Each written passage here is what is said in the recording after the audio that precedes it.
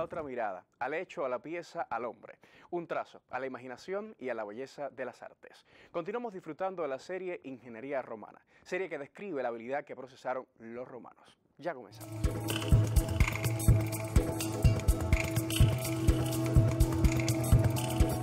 El circo es otro de los edificios de ocio de las ciudades romanas, junto al teatro y el anfiteatro, y estaba dedicado a las carreras de caballos. Los carros que competían podían estar tirados por 2, 3 o 4 caballos, lo que se conocía como vigas, trigas y cuadrigas.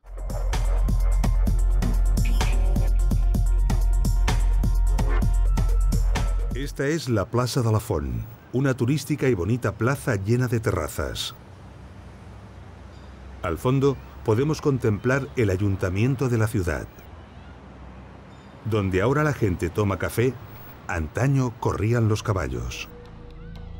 Así que nos encontramos justo en la arena del circo.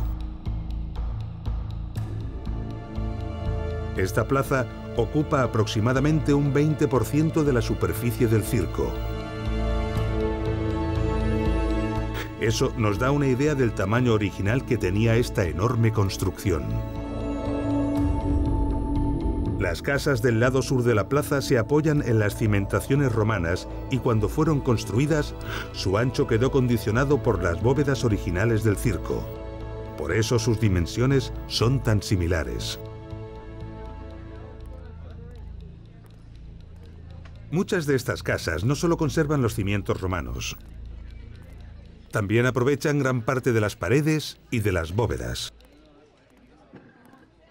Entremos en esta sucursal bancaria para comprender con claridad lo que estamos hablando.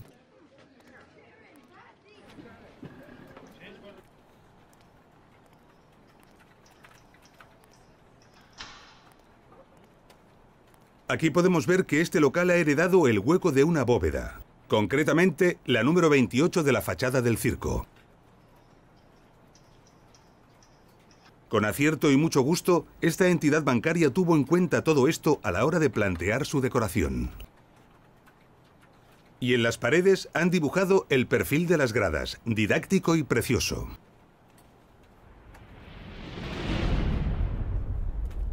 Y esto ocurre en multitud de locales y casas, la mayoría de ellos privados.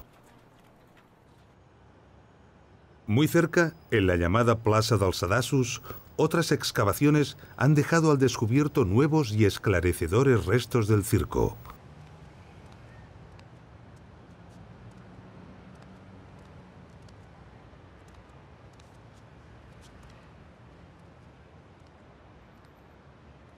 Estamos frente al graderío norte.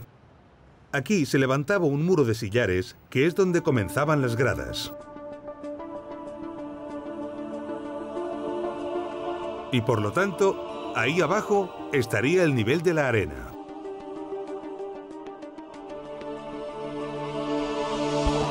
También podemos ver parte de las bóvedas que soportaban las gradas.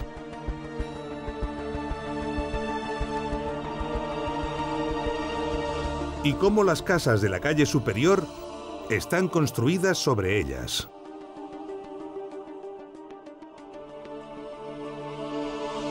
Podemos ver ahora con mayor claridad que nunca cómo las casas aprovechaban las cimentaciones romanas.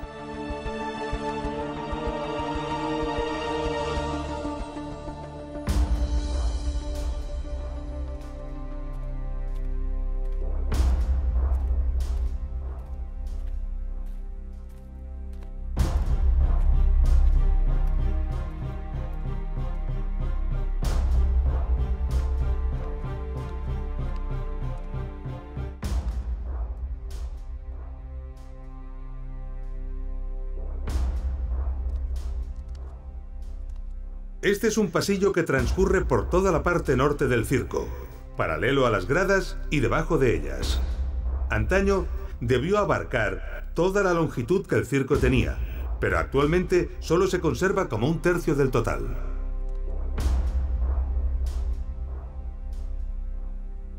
Docenas de estancias, aprovechando los espacios de las bóvedas, debían de servir de almacén para la operativa y la logística del circo. Podemos observar la gran cantidad de hormigón romano empleado en esta obra. Su solidez era vital, pues debía soportar el peso de miles de espectadores.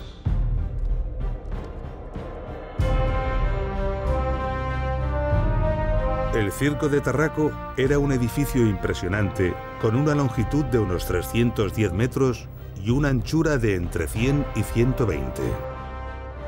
La arena estaba dividida por un amplio muro, euripus o espina, decorado con elementos escultóricos y arquitectónicos. Su capacidad era de unos 23.000 espectadores. En él se celebraban los ludi circenses, sobre todo las carreras de carros. Una gran torre se encontraba en cada extremo del circo. La torre del lado este, llamada actualmente Torre del Pretorio, se conserva, aunque considerablemente alterada debido a diversas reconstrucciones en el tiempo. Desde ella, las vistas de la ciudad de Tarragona son imponentes y podemos vislumbrar la grandeza que antaño tuvo que tener el circo romano de Tarraco.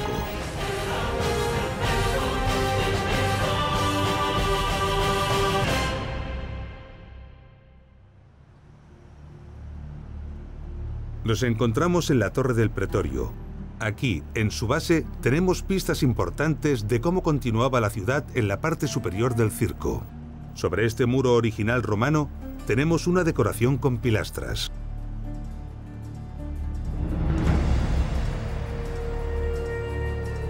Y aquí, abajo, un indicio de dónde se situaba realmente el nivel de los cimientos.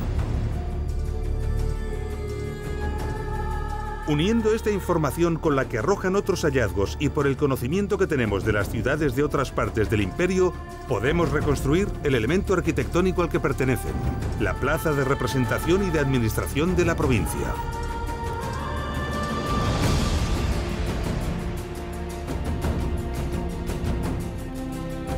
Se trataba de una plaza increíblemente grande. Quizás la segunda más grande de todo el Imperio Romano. Medía 265 metros de largo y 145 de ancho. Las construcciones perimetrales acogían los equipamientos propios de la administración provincial: archivos, tesorería, aulas de reunión. El interior de la plaza estaría seguramente adornado de jardines, fuentes, inscripciones honoríficas y numerosas estatuas.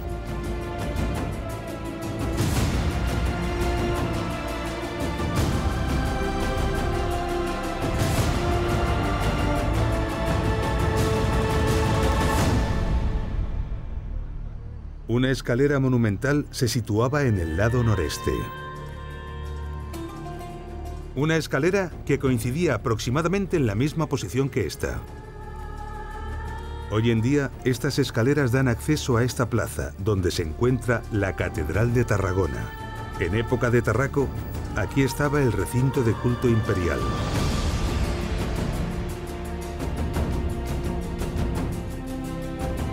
Otra gran plaza, esta vez de 156 por 133 metros.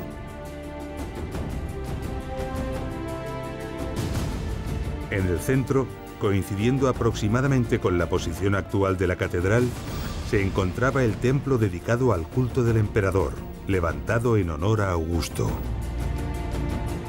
Ahora podemos tener una imagen bastante precisa de cómo debió de ser la parte alta de Tarraco, lo que constituía la sede monumental del concilio provincial, el área de mayor prestigio de la ciudad.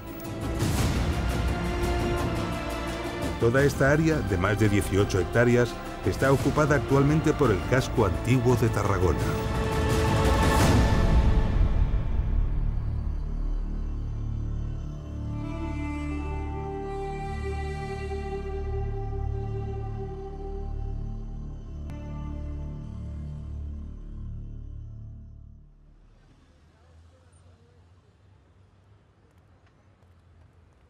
La zona alta de Tarraco era una zona destinada a las élites políticas y económicas de la ciudad. Actualmente está ocupada por el casco urbano de Tarragona. Así que hace 2000 años, exactamente en este lugar, paseaban políticos romanos entre exuberantes fuentes, jardines y estatuas de mármol.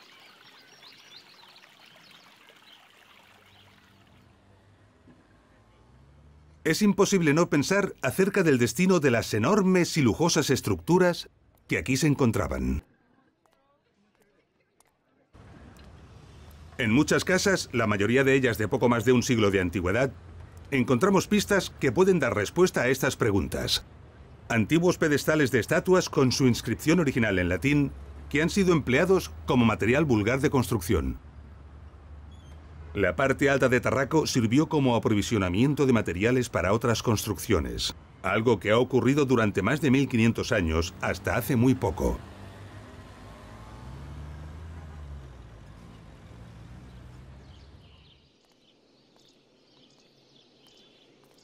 Los restos de Tarraco son tan parciales que se precisan de cuidadosos estudios para ser interpretados, ya que por sí solos no ofrecen una imagen de lo que antaño fueron.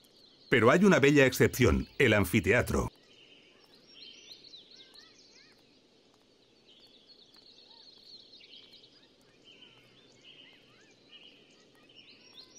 El anfiteatro de Tarragona se ha conservado lo suficiente para darnos una imagen bastante aproximada del edificio que fue. A ello han contribuido diversas restauraciones.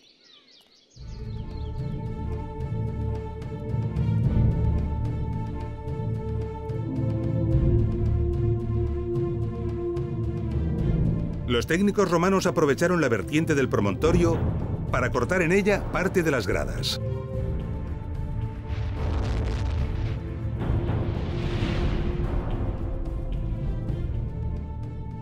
En las zonas donde el terreno no lo permitió, las gradas se levantaron sobre bóvedas. La obra que destaca en la arena son los restos de una basílica del siglo VI y de un templo románico del siglo XII.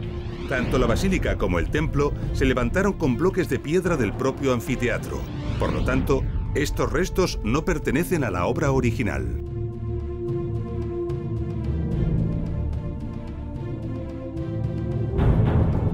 En ese lugar estaba la tribuna.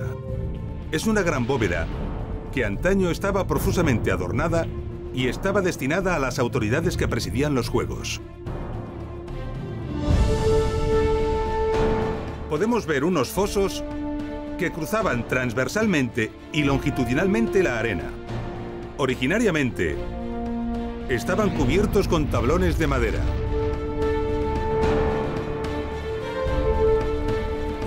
En ellos se encontraban espacios de descanso y de culto donde los gladiadores invocaban a la diosa protectora Némesis.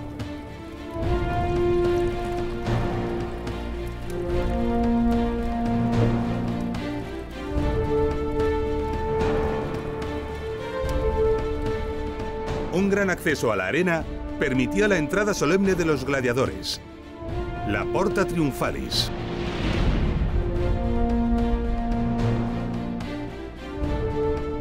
Otro, la salida de los vencidos en combate, la Porta Libitinaria.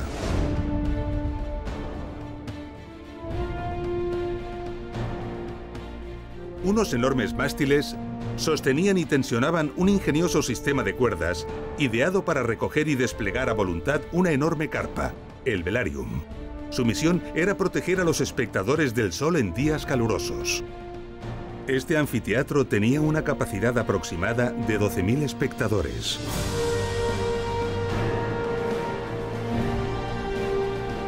El espectáculo representativo de los anfiteatros consistía en la lucha de gladiadores y caza de animales.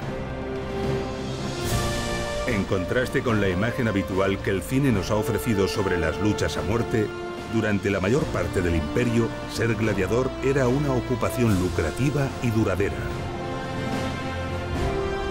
Muchos gladiadores tenían familia y desde luego no perdían la vida en la arena.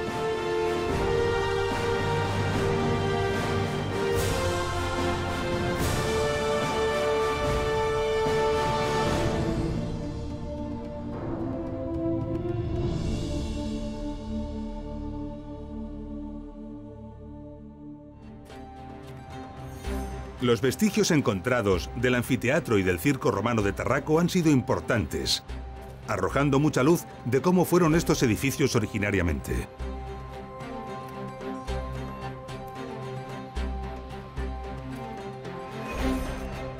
Sin embargo, del Teatro de Tarraco. El edificio de espectáculos que nos queda por ver solo se ha conservado la cimentación y parte de las 5 primeras gradas. Para poder imaginar cómo fue el Teatro de Tarraco, debemos trasladarnos a otra parte del imperio.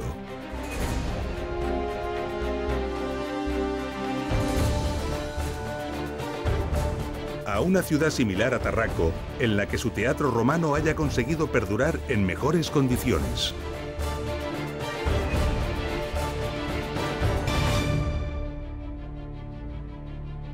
Año 209 a.C.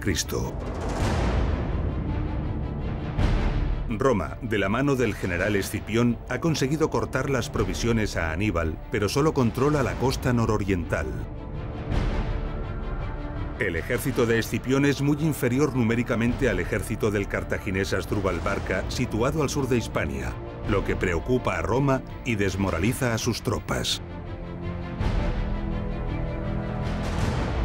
Pero el general Escipión decide, sin recibir órdenes de Roma e inesperadamente, invadir la Iberia cartaginesa. Su estrategia es atacar a Karhadash, la capital cartaginesa en Iberia, en una operación relámpago. La flota romana transporta los equipamientos más pesados, permitiendo al ejército de tierra avanzar a gran velocidad. Karhadash cae en poder de Roma y es bautizada con el nombre de Cartagonova. Cartagonova se convertirá en una de las 3 capitales de la Hispania romana, junto a Tarraco y Córdoba.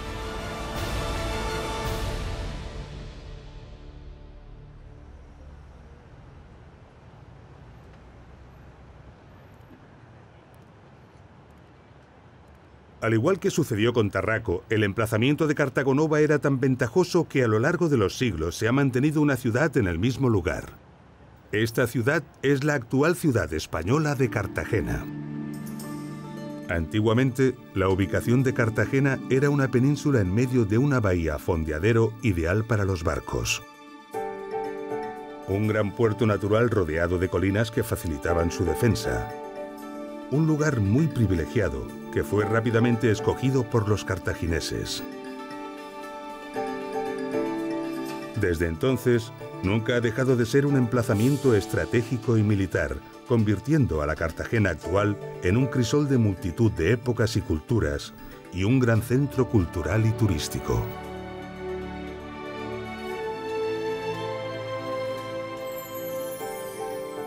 El monumento antiguo más impresionante que la ciudad conserva de todos sus siglos de historia es el Teatro Romano de Cartagonova. Sus restos han sido magistralmente integrados en el tejido urbano de la actual Cartagena, ofreciendo a la ciudad un magnífico espacio museístico. El museo está concebido brillantemente, ofreciendo como última sala de visita el propio teatro.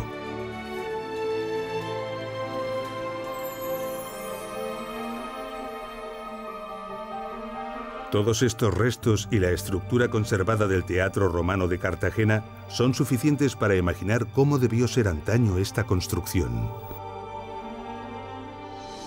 Las representaciones teatrales tenían lugar en el proscenio. A sus pies se encontraba la orquestra, un semicírculo destinado a las autoridades y la orquesta.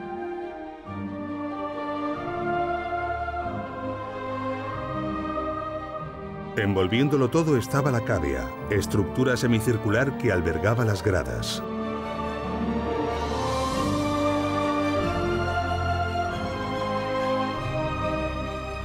Cerrando el recinto había un espectacular frente escénico compuesto de un doble orden de columnas de mármol de más de 16 metros de altura.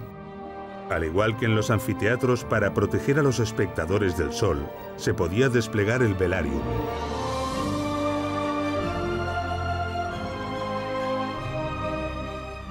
Tras el frente escénico había un gran espacio ajardinado. Según Vitruvio, en este lugar se refugiaban los espectadores en caso de lluvias imprevistas y los actores realizaban preparativos. Los teatros romanos eran edificios emblemáticos en los que se representaban obras clásicas y romanas. Su destino principal era, como el de los demás edificios de espectáculos, el ocio ciudadano. En el Teatro Romano de Cartagonova cabían 6.000 espectadores que se situaban en la cavea en un orden establecido según su rango social.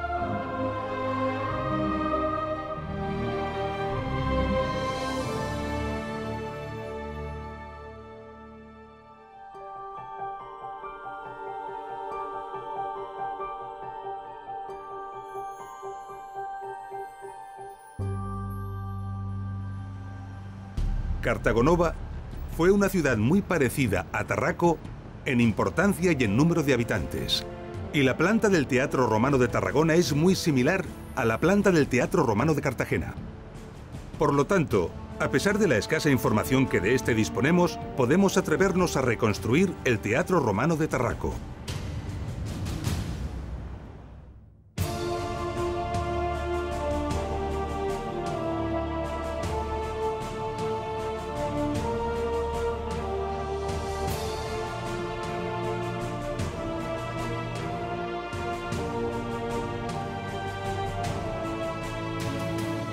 Con la incorporación del teatro, nuestro modelo de la antigua Tarraco se completa sustancialmente, solo faltando el puerto y la ciudad residencial para ser completado. Pero conocer la ciudad residencial de Tarraco es extremadamente difícil, ya que el espacio que ocupaba en tiempos de Tarraco está actualmente ocupado por la parte moderna de Tarragona. Cuando paseamos por la parte residencial y moderna de Tarragona, hay edificios que llaman la atención por su curioso diseño. Aquel edificio, por ejemplo, tiene el parking destinado a los coches elevado y no subterráneo como es lo habitual.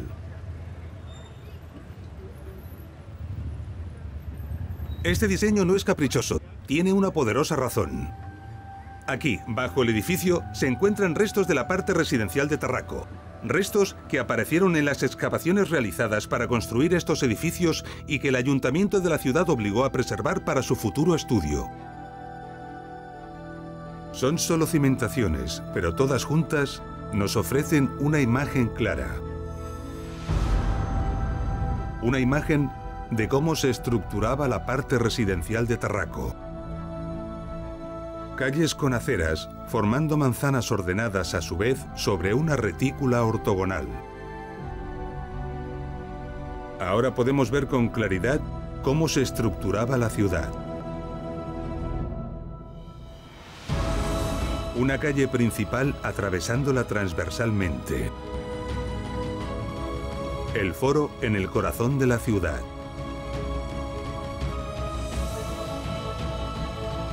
En la parte alta, la zona administrativa, el circo y fuera de las murallas, el anfiteatro. Coronándolo todo, el recinto de culto. Y en el sur, con toda seguridad, el puerto. Un puerto hipotético basado en el conocimiento adquirido de otras ciudades, ya que hasta la fecha no se han encontrado vestigios que nos indiquen cómo fue realmente el antiguo puerto de Tarraco.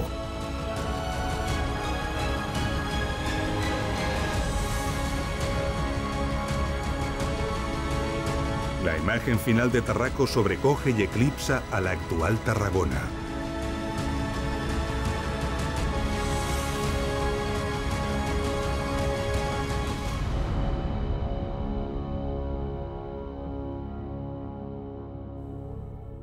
Los vestigios encontrados del circo romano y del anfiteatro de Tarraco han sido importantes, arrojando mucha luz de cómo fueron estos edificios originalmente.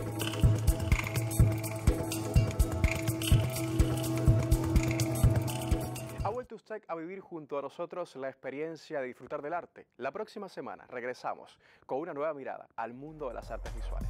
Buenas noches.